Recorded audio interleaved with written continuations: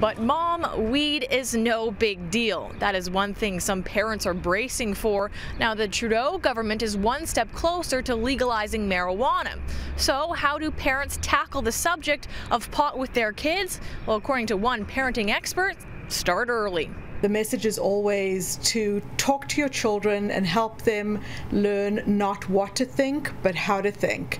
So when you're talking about issues such as marijuana, alcohol, sex, anything that are kind of taboo topics, I think my stance as a parent and as a parent educator is always to have very open, frank discussions and to teach your children about the consequences of using anything. So rather than telling your children you cannot use, and especially now if your children are over around the age of 18, you're not going to be able to use the heavy arm of the law to back you up. You're going to have to talk to them about other things. And so I think the long-term goal in my mind would not be to say you cannot use and this is why, but my preference would be that you not use until a certain age, or my preference would be that you really explore this before you use. So as a parent of a teenager, should parents bring up some of the things that you just talked about in terms of like marijuana's effect on the growing brain? Right.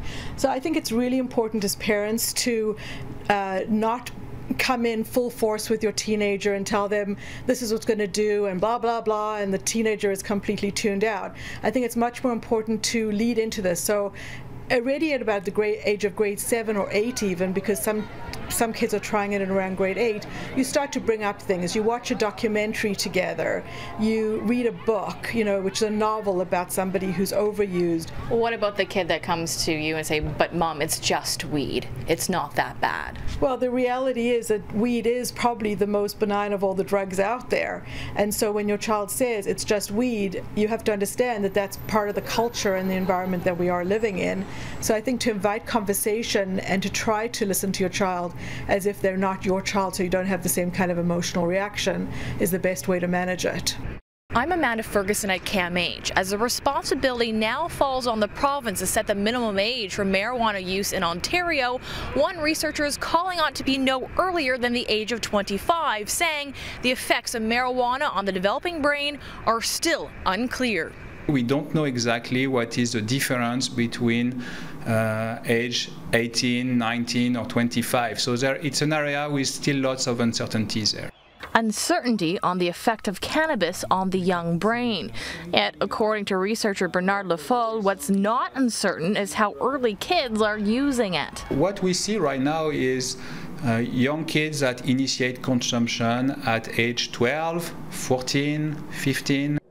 Where research shows risk of addiction, lower motivation, and performance in school is higher, especially for daily users, something the feds say they are trying to safeguard against. We want to make sure that people understand those potential risks associated with it, and that's one of the reasons why public education will be a big part of of the process by which we introduce this legal access in a restricted regime.